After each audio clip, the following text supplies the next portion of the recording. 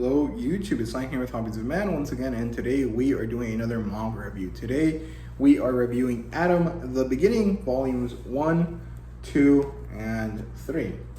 Now, Atom the Beginning is based on Osamu Tezuka's Astro Boy. This is supposed to be somewhat of a prequel, somewhat of a reimagining, and generally just a very interesting story. And it's written by Masami Yuki and illustrated by Tetsuro Kasahara. And it says here that the original idea was done by Osamu Tezuka, obviously. And the editor was Makoto Tezuka, Mr. Osamu Tezuka's son. And this was done in collaboration with Tezuka Productions. So there you go, pretty interesting. The publisher here is Panini Manga, so this is in Spanish. Although Panini publishes in quite a few different languages, but this is the Spanish edition from Mexico, the Mexican Spanish edition, which is a little bit different from other Spanish editions you might find in other places, as you guys can see right there. And the demographic here is seinen. This is publishing Comicplex, I think, which is an online manga magazine. I think it's the same one that publishes Ultraman, which kind of makes sense. And this does have a adaptation, and of course the genre here is science fiction, but the adaptation is a 12-episode manga. It actually basically ends at the end of volume 2, which is kind of interesting, or maybe it kind of goes a little bit into volume 3, but it is, as far as I can tell, pretty interesting. The story itself is really good, so I'm guessing that the anime should probably be good as well, but I don't think it's available in English, so yeah. The premise here is basically, like I said, that this is a prequel to explain the origins of Astro Boy, where he comes from. And so we followed two robotics students,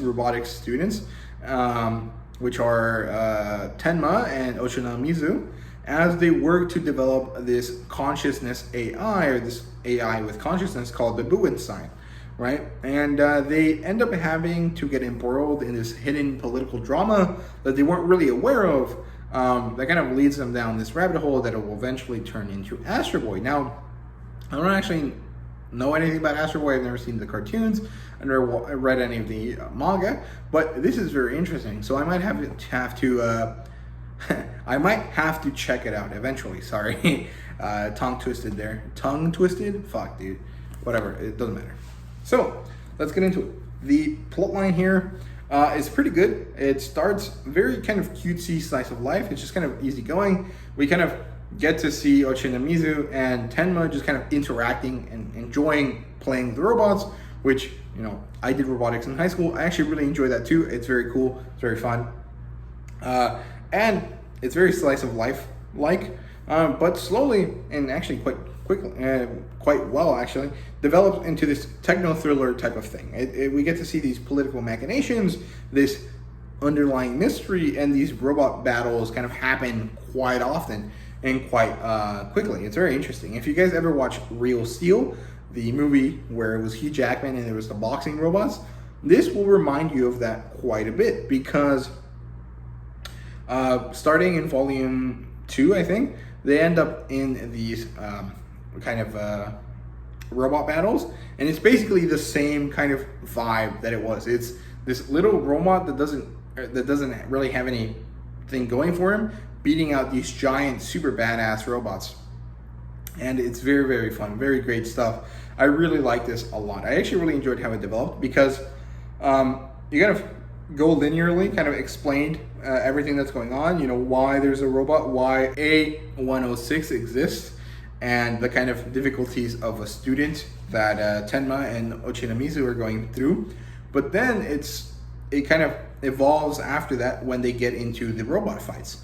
Once they get into the robot wrestling or the robot fights, whatever you want to call them, they get embroiled in this political machination kind of mystery thing, because they want to learn more about the woman controlling the other robot that has an AI system in the robot wrestling fights, which is Dr. Lolo. And she also has a robot called Mars, who is this really badass, super kind of like hyper, what's called intelligent robot, similar to A106, who is Atom, like, if you guys don't understand, because in Japanese, A106 also can be read as Atom, right? So very interesting.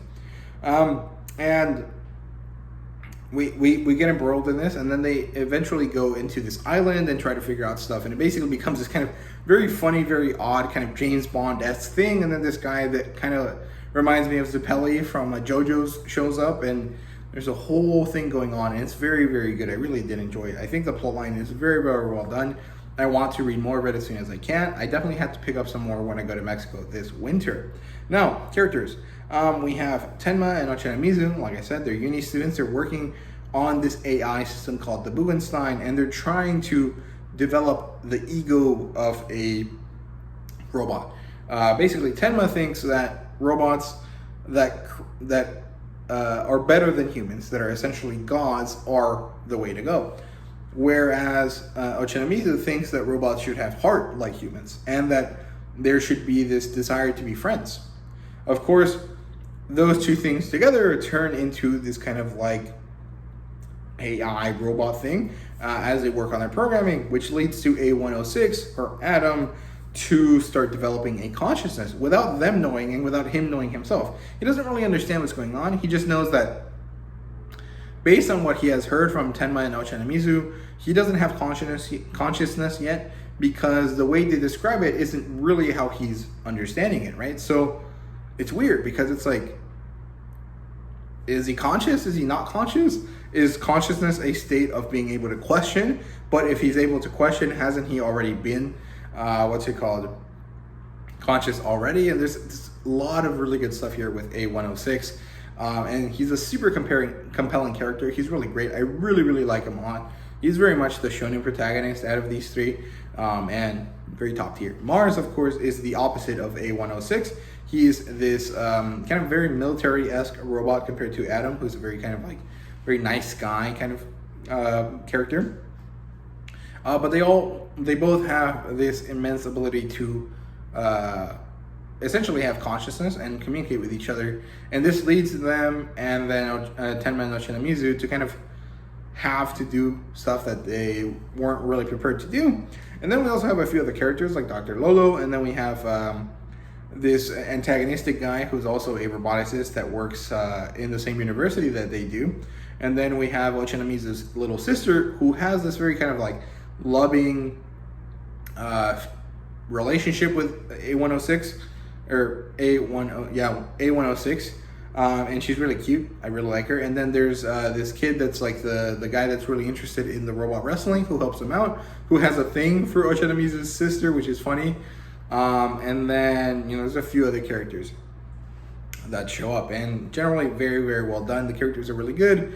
They're not like the deepest characters just yet. I mean, it's only been 3 volumes, but they're very interesting, and A106 specifically is very, very compelling. So I really like that a lot. World building wise, we're basically in a future Japan / world where basically robots are super, super common. However, some people have these kind of like racist feelings towards robots because the fact that robots are really just machines, even though they're advanced. This seems kind of odd to modern people, and like you and I would think like robots are cool, or we would think that robots are useful even if they're not real people, because we're surrounded by technology all the time, and we know that technology makes our lives easier. However, I think this is supposed to be reflecting an older mindset from like people from when Astro Boy was originally made, because it doesn't really make sense with how modern people look at technology to have these kind of ideas of like robots being bad because they don't have heart, or they're not real people, or something like that. It just sounds kind of stupid. So I think that this is deliberately done in order to kind of show this this older mindset from an earlier time period in our history. So it's very interesting. We have a lot of good technobabble here. We get to see Tenma and Ochanamizu explain a lot of different things about how robots work, and we actually get to see them kind of delve into the history of AI, and it's very interesting, very cool. Most of the technobabble they do is kind of more on the philosophical side of consciousness, more than it is about like how the robot works, but it's still technobabble because they're talking about it in terms of how they program it into the robot, and it's very good. I really do like it a lot. And of course, there's generally very cool robot stuff. There's special kind of fake materials that they use. There's these kind of special EMP grenades and things like that, and then there's these special cars that drive themselves and all sorts of different interesting things. And the world building is pretty solid. I like it a lot. Art-wise, this is really, really good. I really do enjoy it. It has a very kind of scratchy, kind of more sketchy vibe to it, but it still allows for you to know what's going on and everything. And it looks really, really nice. I really like it a lot, actually. This is from volume 3. There you go. Let me show you some of the colored pages because I think they're really nice as well. They kind of do change how the art looks a little bit. It doesn't look as good because it kind of looks more finished, and that doesn't really jive that well with the style, but it is still very nicely done. I like it a lot. That's very good. That's A106. Let's see. Is there a picture of Mars? No, but here's the robot battles, which look super savage. Very cool. But yeah, the art here is very, very nice. I like it a lot. I think it's very cool. This would usually not be my preferred art style, but I think that the way it fits the story is just so good because A106, you know, what the story is about, is still in development. And so the art being a little bit more scratchy, a little bit more sketchy, and it fits that idea. So I like it a lot. I think it's very nicely done. It synergizes really nicely with the story. So very well done with the art. In terms of fan service, there's a little bit, very, very minimal. There's 1 or 2 pages where there's, you know, pretty girls in swimsuits in the second volume, I think. So there you go. It really isn't anything special, but I mean, if you don't like any of that at all, there you go. There's your warning. Kind of stay away from this. Now, in terms of ratings, this is a 5 out of 5. It was a great sci-fi story. It's very good. I really liked it. The way that the story develops this idea of consciousness and explores it through A106 is phenomenal. I like it so, so much. This story is just wonderful. I can't wait to read more of it. So yeah, I definitely recommend it. If you can find it in some way, maybe get it in Japanese or get it in Spanish or, you know, whatever, I don't know. Definitely read it. I think it's very good. And yeah, similar titles. We have iRobot, Real Steel, Origin, and generally other kind of AI type stories like Ex Machina, I think, the one with Oscar Isaac and Donald Gleason, I think that's his name. The 2 guys from the new Star Wars movies that have that like are chilling in this like place really far away, and then there's a robot chick. That one's pretty good as well. Stuff of that nature generally will be pretty good. But yeah, that's all I have to say for you guys today. So thank you guys very much for watching. I really hope you guys enjoyed it. If you did, please leave a like, subscribe, and comment down below. Let me know what you thought. And yeah, thank you guys once again. I really do appreciate it, and see you guys later.